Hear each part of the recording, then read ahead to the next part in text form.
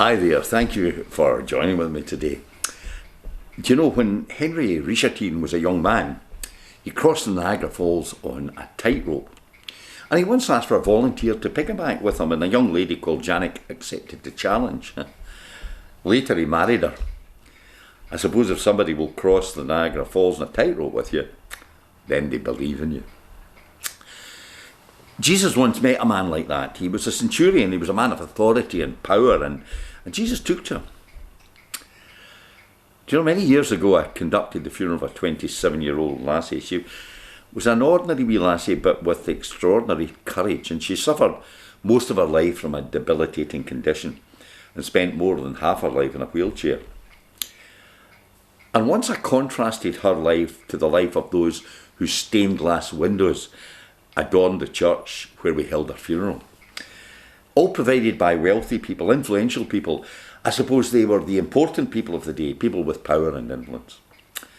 And those windows remain a permanent memorial to them. But also in the church, there's just a little window. It was designed by that wee girl I've been speaking about.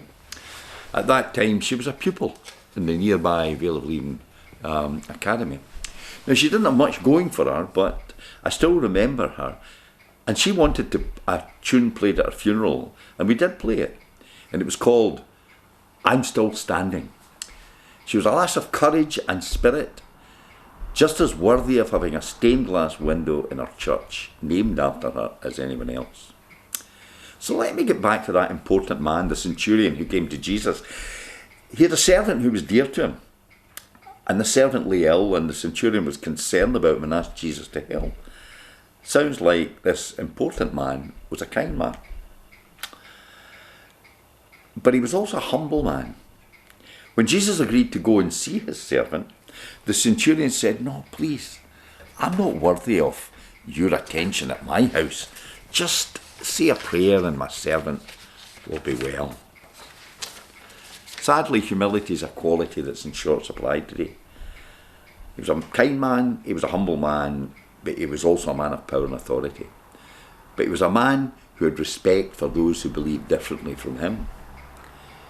Intolerance is all around us. It's almost fashionable.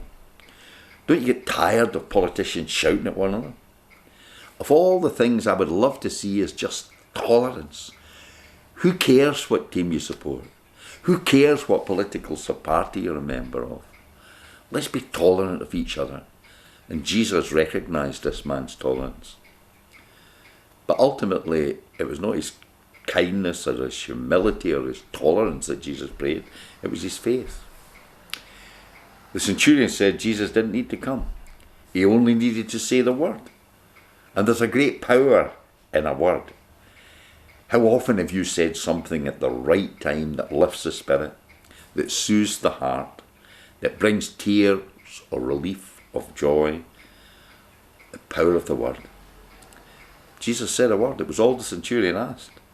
Maybe there's somebody you know who needs to hear a word from you today. I don't know their names, but you do. They need to hear the words that you could speak to them. Again, thank you for listening to me. God bless you and yours.